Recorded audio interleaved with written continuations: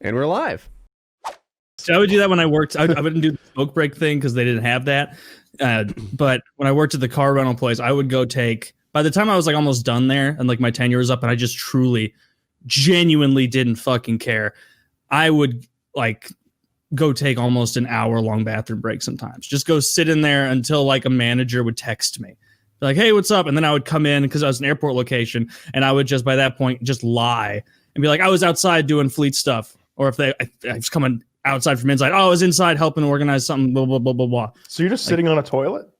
That by like the last couple of weeks there, I was so exhausted with it. Did you bother taking your pants off, or are you like just sitting on a toilet? Oh, I wasn't really on the toilet the whole time. I would go there and be like, 10% of me has to shit, then go take a shit. And then I would go actually up by this Mexican restaurant on the upstairs, but not past the security. And I would sit there and sometimes have chips. Wait, how hard was that job, first of all, that you were hiding from? We were just in Wichita, Kansas, renting a car, and I feel like there were 5 people dealing with the car rental process over the course of the entire day. Why was this so stressful for you? It was like there were either... because like everybody's staffing it didn't know what the fuck they were doing either. So there were either so many people there was no purpose there, or there were so few that it may as well be closed. We can't even run it. Like we can't even do it.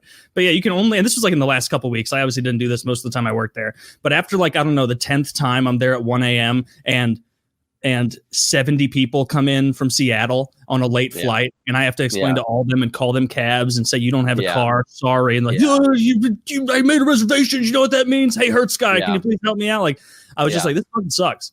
Are you selling the insurance, Taylor? No, I don't get any commission, and it's a scam. Like you openly ask me to lie to people. Like that was one of the things, not openly asked to lie. That is sales in a lot of ways. They'd be like, always be sure to be like, and does your credit card cover that? And then, or no, they would tell you to say, because people will go, my credit card covers that, which is very standard, very true. Lots of credit cards offer rental car coverage, and it's fine. And they would like tell us to just like throw darts of doubt. Like, I was hearing from some other guy once, thought he was covered. Now living in a double wide by the river. He owes us a whole Yukon X. Like they would like try and amp it up. Oh, that job fucking sucked. But that Mexican place also sucked. Wouldn't they make you wash cars sometimes in your suit? The first fucking day I showed up to that job, I was wearing really nice shit, and it was at an insurance replacement branch where everybody who comes in just got in a car accident and is so mad at you because you're telling them that like their insurance doesn't cover it. And they're like, my car's totaled, and you're telling like everybody's in a bad mood. And my boss first day was like, hey Taylor, you don't know all the software yet. Go wash cars. And I just ruined my shoes, standing in tepid old filth water, spraying down at the time like a 2011 whatever the fuck car. And then you whip it back around and here's your car, sir. You have to go and they'll be like, hey, go pick up this motherfucker way out there. That was the best part of the job. Just getting in the car and listening to Opie and Anthony and just driving purposefully, like taking longer than necessary to get there, and then just whipping it back because those were some uncomfortable conversations. Doesn't it depress you? Doesn't it depress you when you see people that they have gray hair and should be around retirement age working those shitty jobs that you used to have, restaurant jobs, car rental? We just went into a party city in Kansas, and unfortunately the guy was at the receiving end of one of our bits, and we fucked with him a lot. But this guy was probably 65 years old, just a regular clerk at a party city. Suicide. I would have killed myself 30 years ago if I were him.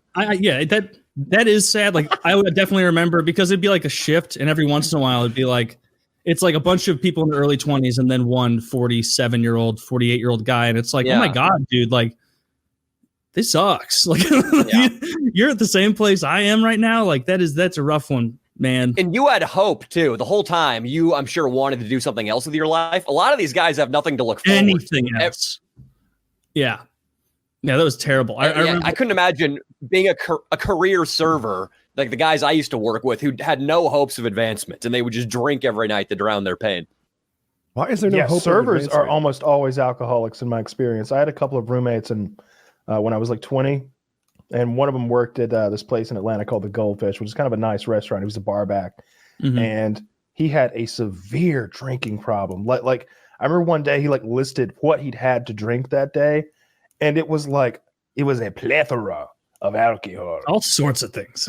He's like, in his fucking broken Lithuanian accent, he's like, well, I had 2 bottles of wine and 18 beers, and then I had 14 grandmas. And it's That sounds like Minnesota, not 14? Lithuania. Yeah. He was a 14 Lithuanian, Minnesotan.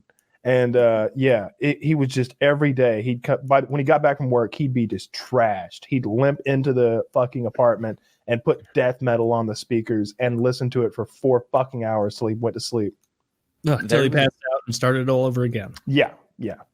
There was a dude I worked with in Vegas named Michael, who every single day he came to work, he was completely shit-faced drunk, to the point where our manager, who was cool, was telling him to put in a breath mint, take a 15-minute time out downstairs to sober up. Jesus. This guy would tell me stories about going over to Caesar's Palace and losing $2,000 on just any given weeknight of the week. The paychecks they were getting as servers were probably like $300 for the hardest 8 hours you could ever put in. So that would drive me fucking nuts. I couldn't believe what this guy was doing. But then this all came to a head when he was driving to work so shit-faced at 2 p.m. one day that he cut across 4 lanes of traffic to get to the off-ramp he needed to get to the Wynn Hotel to work. A cop pulls him over. They take him to jail. He's married, by the way. His wife is 9 months pregnant. She has the baby that afternoon while this motherfucker is in the drunk tank. So not only does he miss his shift at the fucking Jordan restaurant at the Wynn, he misses his child being born, this fucking drunk. Well, so it wasn't all bad. Career server. Was it a boy or just a girl? It was a girl and her mom was Asian, so they might Did you see that tweet from that woman the other day? She's like, about to find out if I'm having a girl or an abortion. A girl or an abortion? Yeah, I feel like he wanted a girl. Find out if I'm having a little girl or an abortion. God, so was being a server the shittiest job you ever had, Danny? I can't think of any other job that would give me as much misery as I had being a server. There were a couple really low-class restaurant jobs I had, little Mexican taquerias, or this dog shit Chinese food restaurant place, which I'm pretty sure was just a money laundering operation for the Yakuza. The first night I worked there, the managers brought in a guy who had just been stabbed. This Asian guy they were friends with who got stabbed out front, and they had some like Yakuza doctor come in and stitch him up while they were counting my tips. But when I worked at a 5-star restaurant or a 4-star, I get confused between hotels and restaurants. Which one star is 5 or 4? A good one in San Francisco. That job was 6 hours of nonstop work, refilling condiments, retrieving plates from the upstairs dishwasher, serving food, and according to this ridiculous protocol, to stuffy, opera-going, old, rich white women, while an asshole fucking chef is screaming in your face down in the kitchen. Yeah, man, I hated my life every single minute of that job. Did you have to dress like an asshole at that job? Did you have to dress up? Not really, thankfully, but yeah, I got fired basically because I didn't take the job seriously. I would try to introduce some fun into it by fucking around. So we were supposed to, but I just wore my Niners jersey. They hated it. I had it's casual sweatpants Friday. Yeah, I don't. Just a restaurant job is not the way to go. If anybody's listening here who's like around my age, and hopefully there aren't any of those middle-aged people we were talking about who are still looking to get into the food service industry. But I worked sales jobs afterward. That was my last full-time job, or was one of my last full-time jobs before I made it big on YouTube. Just being big on YouTube. I want to fucking douche. I just sounded like... well, do sure, but it's true. Yeah, but like being able to sit down in a fucking chair and not have to run up and down a staircase in San Francisco while food's coming out was such a fucking relief. Yeah, it was awful, man. This is the job you want if you're out there and you have no future. I worked at a hotel. And you know when you're at a hotel and you ask for an extra blanket or pillow or something like that, someone brings it to you? That was me.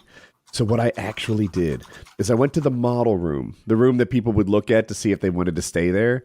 And I watched television, and I had a pager, and they'd page me and just say, like, room 326 needs a pillow, and I'd get it to them.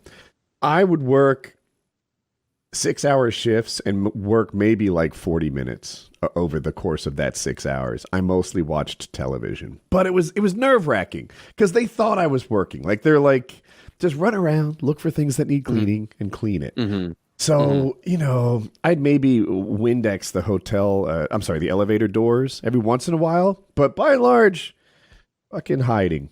All I did was hide. Mostly in the model room, sometimes in the back room. That's such a hack. I had a couple jobs like that, and you feel like you've just won the game of life when you stumble upon one of those jobs. Yeah. The problem is when you apply for a job and it turns out to be really fucking shitty, you don't have the courage to quit because the hiring process took a long time. The bosses make it feel like your job is important and that you have responsibility. So your ego is like, oh, I can't quit. I must forge ahead. But you should quit and you should go get a job like that. I had 2 jobs at the time. And it would be really hard to have 2 hard jobs at the same time. Yeah. So it was nice that my night job was just barely working. Mm-hmm. Yeah. That's how you want being to a bouncer. Being a bouncer is a great If you can be a bouncer in a safe city, that's the best job I ever had. As long as you have like a stool. You were a bouncer. I know you do the jits, but you don't have that. How big are you? 6'3". So I'm tall. I'm really skinny, but they can't tell when I'm dressed up in like a coat. Okay. No, when I have my North Face on, I look tough. South Park Parka. This is big. Yeah. I worked in the marina of San Francisco, and the most threatening thing there is when some yuppie dude tells you he's going to buy out your family or sue you. And the hardest part of the job, the guy who hired me says, I'm paying you not to try to fight these guys, to not take the bait and start swinging on some dude who came from a boarding school in Connecticut. Other than that, though, there were never any fights. I'm going to buy out your whole family. Oh, well, if we can agree on a price, I think that's okay. Let's make this a win-win. I wouldn't even know what to say if someone approached me with that line of like, I'm going to buy you out. Do I get millions in this? How is this a loss? I didn't know I had anything worth buying out. Are you going to pay my mortgage off? Like, what are you doing? Yeah. A dude who I told he couldn't come in once because he was too fucked up. He tried as like a means of putting me down to get me to guess which company he worked for. As if that was going to completely reverse my decision not to let him in. He's like, guess which company I fucking work for? Do you know who you're not letting into this bar? Guess where I work. Guess where I work. Tasters Incorporated. Tasters Incorporated. Condom Tasters, sampling department at the sperm bank. What else? What else is a bad job? Dick Sucker. Fluffer. Yeah, that's kind of going with the same themes here over and over. You're just standing there like you take his bad joke and like you save him by doing your own awful bit. Well, you work for Blowjob Incorporated. And it's like, damn it, now I'm on the hook. Hopefully he throws another bad one out there to save me. So did you guess what company he worked for? No. Did you play the game? This game? I didn't actually. I think I threw out IBM just to get him away from me, and he was gravely insulted that I'd said IBM, which I guess had reached its peak in the 90s. It was no longer relevant. Yeah, I don't know, man. Rite Aid, like just get out of here. Rite Aids are terrible. What's good? What's Rite Aid? What's your preferred one? CVS. CVS Me too. And Walgreens are both way nicer. Like CVS is probably the cleanest. Are Walgreens I don't know how carpeted though? Some of them aren't, some of them aren't. But Rite Aids are all dingy, dirty, shitty. Yeah, CVS. In my neck of the woods, CVS are always nice. They're carpeted. They're kind of quiet, which I guess I like. You walk into a CVS and it's like a library, and you pick your stuff out. They arrange the things on the shelves in the most like fuckwad way possible. Like I don't know why I have to walk every goddamn aisle. I suspect it's by design. The thing that you want, like, let's look for ibuprofen. Yeah, that'll be farthest corner from the door, so you have to see everything else first. It's like, who put this labyrinth together in CVS that's fucking me over? And all right, I will have a Cadbury egg. Oh, you need some bleach? That's past the horrible pharmacy toys and the spooky skeletons and cobwebs hanging from the ceiling. Taylor, is that what you do? Is that part of your job for a living where you like get people to walk past your product? Oh, well, I mean, like, yeah, but generally the stores do that, like the merchandising companies, like not so like those people who like research at CVS corporate, they know exactly where to do it. Like the same reason at Costco, I think it's every couple of months they totally reorganize all of the important things in their store so that if you come back after a long trip, it's like, wait, this isn't where the Cheez-Its were. Oh, but that's an interesting treat. Oh, this is a new kind of soda. Like they do that they'll put like items in places where you remember it. I've read too that all the shittiest deals are right at eye level. So at 5'8" is where the most overpriced items are, and then down at like 3'11" feet and inches wise, everything's cheap, and then up around like the 6'2" range, everything's cheap there. Yeah, the dwarf the midget's privilege. advantage. Yeah. Midget advantage, NBA player advantage. the midget advantage. Big. That's it. That's all I got. This whole world's That's all I lined up got for them now. to succeed. That's all I've got. Midget privilege. That's what it is.